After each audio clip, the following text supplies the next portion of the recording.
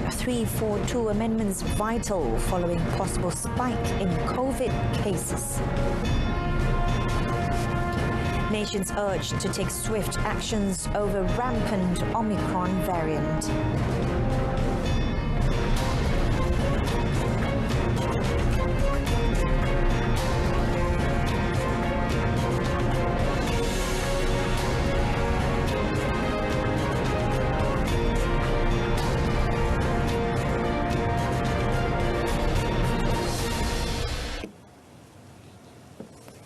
Welcome to Updates at Noon with me, Renee Fong. Good afternoon. Prime Minister Datuk Seri Ismail Sabri Yaakob has expressed his commitment to implement Budget 2022 prudently for the well-being of all Malaysians. The Premier representing the federal government had pledged to exercise the mandate given to him for the benefit of keluarga Malaysia. In a post on his Facebook page, the Prime Minister said he believes that the strength of an administration lies in an excellent checks and balances system.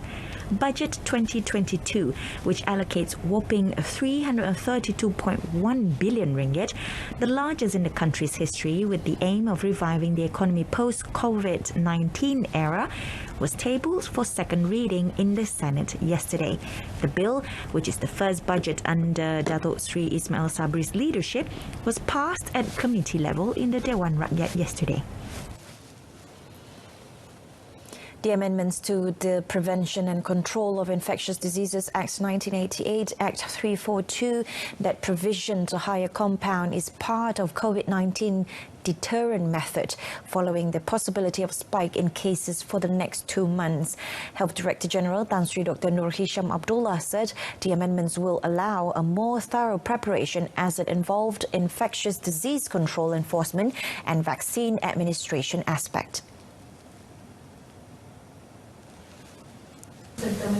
Kalau diluluskan dengan cepat, jadi kita boleh proses dengan cepat. Jadi pelaksanaan pun boleh kita jalankan dengan secepat mungkin lah. Kerana kita masih berperang dengan COVID-19. Ini kebimbangan kita ialah kita lihat sekarang ni di United Kingdom dan Eropah, kes semakin meningkat. Jadi kalau kita jangkakan dalam tempoh masa 2-3 bulan, selalu dia Malaysia akan hadapi keadaan yang sama. Jadi apa yang kita laksanakan ialah untuk kita memperbaiki akta-akta ini supaya langkah-langkah kawalan kesihatan awam dimantapkan. He also said the tabling and approval for the amendments to Act 342 should not be delayed until the next Parliament sitting, which is 6 months away, as the threat of another possible wave of infections looming. The Health DG also reminded the people to get their booster shot as soon as they are called as part of preparations against the possibility of new COVID-19 wave due to the variants of concern. The government is still in the midst of reviewing the SOP for Christmas and Thaipusam celebrations by taking into account the safety and health of the people as well as the spread of the COVID-19 Omicron variant. Senior Defence Minister Datuk Seri Hishamuddin Tun Hussein said it is important to ensure a more cohesive implementation as it involves the safety of the rakyat. Datuk Seri Hishamuddin said the focus for the Christmas celebration is on SOP statistics for prayer ceremonies, visits to family homes, live performances, house-to-house caroling and Christmas sale stalls. As for Thaipusam celebration, through discussions with Human Resources Minister Datuk Seri M. Saravanan, the focus is given on the SOP statistics for prayers at temples. Terlalu awal untuk saya umumkan dan kita ada masa sehingga 18 Januari untuk mengumumkannya. Tetapi mereka yang berkepentingan telah pun kita minta turun ke lapangan untuk melihat keperluan logistik, tempat-tempat persinggahan sepanjang perjalanan dan pergerakan kereta chariot dan jumlah penganut yang kita akan benarkan setiap peringkat perayaan yang bakal kita benarkan secara menyeluruh, tetapi mesti diperincikan dari segi SOP-nya. He said this after chairing the COVID-19 Ministerial Quartet meeting at the Parliament yesterday. The amendments to the Federal Constitution related to the Malaysia Government 1963 MA63 that was approved in Dewan Rakyat yesterday was a proof of government's commitment to strengthen Sabah and Sarawak position in the Federation of Malaysia. Minister in the Prime Minister's Department, Parliament and Law, Datuk Sri Dr. Wan Junaidi Tuanku Jaafar said the amendments would see MA63 placed on an equal footing with the Federal Constitution 1948 and Constitution of Malaysia 1957. He said the amendments as stated in the Constitution Amendment Bill 2021 were also in line with the government's transformation agenda to restore the public and foreign investors' confidence in the government's capability in creating political stability. It will also facilitate the country's policies implementation toward a sustainable socio-economic development.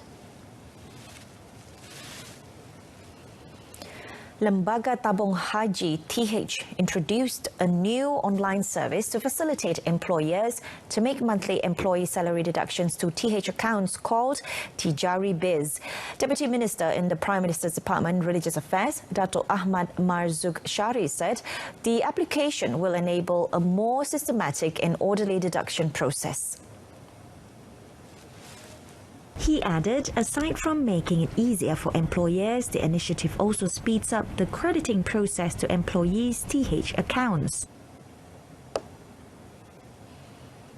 Jadi ini adalah sebahagian daripada satu inisiatif yang sangat bertepatan dan sesuai dengan peredaran masa dan zaman, tambah kita berada dalam tempoh masih lagi pandemik, semua orang kerja pun daripada rumah dan segala transaksi pun mudah pakai iPhone, pakai telefon je untuk bayar bil dan juga semua-semualah sebagaimana kita sedia maklum.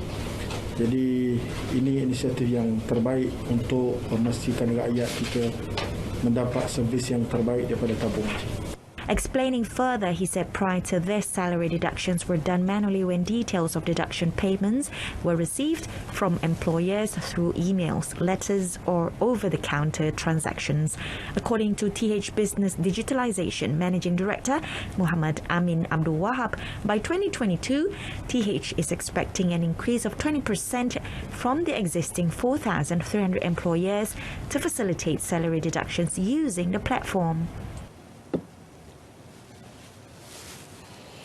A woman was killed while her 3 children were injured in a car crash on the North-South Expressway Plus southbound in Taiping last night. According to Taiping Police Chief ACP Osman Mahmad, the victim, Nur Fatiha Muhammad Zaini, 28, died on the spot due to severe injuries. The children, Nur Janatul Husna Muhammad Zul Hakimi, aged 6, Muhammad Iman Rizki, 3, and 1-year-old Nur Janatul Sumaya, who sustained serious injuries, was sent to the Taiping hospital for further treatment. The crash was believed to have occurred when the car, which was heading to Ipoh from Sungai Petani, skidded and rammed into a road divider. A State Fire and Rescue Department spokesperson said the victim's body, which was still in the driver's seat when they arrived, was removed and handed over to the police for further action, while the children were helped out of the car by members of the public. The incident is being investigated under Section 41, Subsection 1 of the Road Transport Act 1987.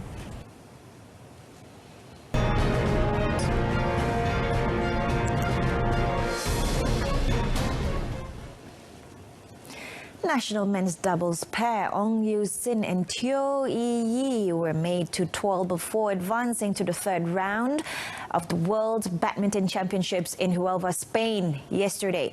They beat Joel Epi and Rasmus Kaya of Denmark 21-12 and 21-19.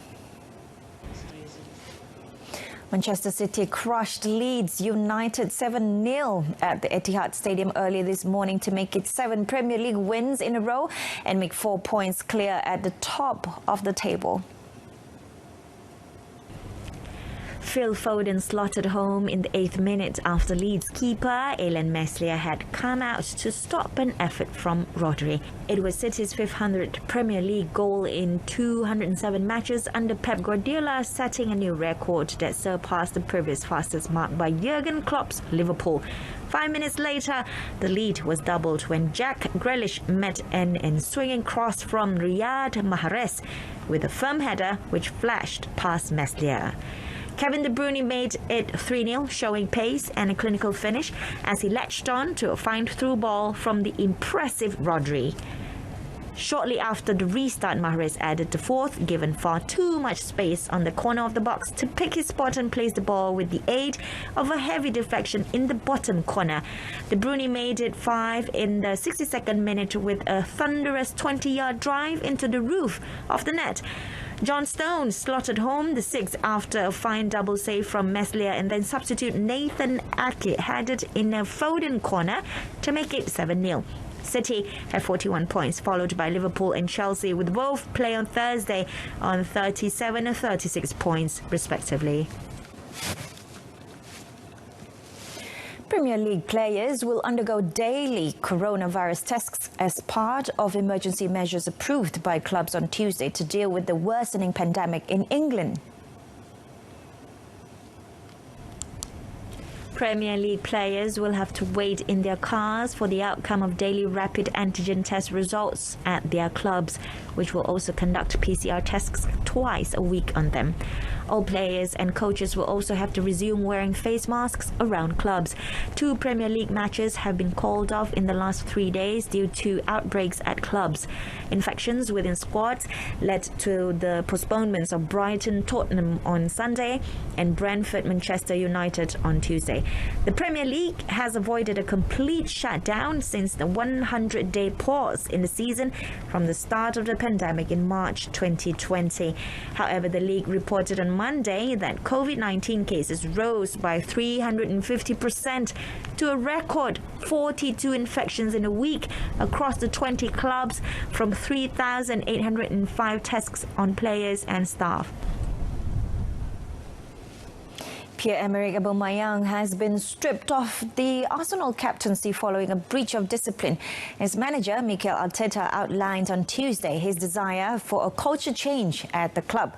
The 32-year-old forward was left out for Saturday's 3-0 win over Southampton and will also not feature for West Ham's visit to the Emirates early tomorrow morning. I feel really sad. I wouldn't like to be in this position, not with him, with any player, to make these kind of decisions. Because at the end, the formula of a coach is when you're trying to help a player to become a better person, to be happy, to be fulfilled as a player and to enjoy on that pitch. And at the moment with that decision, Oba is not going to be able to do that. So for me, it's just sadness. According to The Athletic, Aubameyang returned later than agreed from a personal trip to France last week, which subsequently forced him to miss training due to the need to pass coronavirus protocols. Aubameyang was also left out by Arteta for a victory over North London rivals to Tottenham in March over a disciplinary issue when he arrived late for a pre-match meeting. Aubameyang was named Arsenal's keeper in 2019 after Granit Xhaka was also stripped of the role for his tirade towards supporters after being substituted in a Premier League match against Crystal Palace. With that, we end today's updates at noon. In our top story, Act 342 amendments vital following possible spike in COVID cases. Tune in to News at 10 coming up at 10 p.m. on My Freeview Saluran Berita RTM channel 123. You can also stream the channel via YouTube or RTM's Click web portal and mobile app. Thank you for watching. I'm Renee Fong. Have a pleasant afternoon.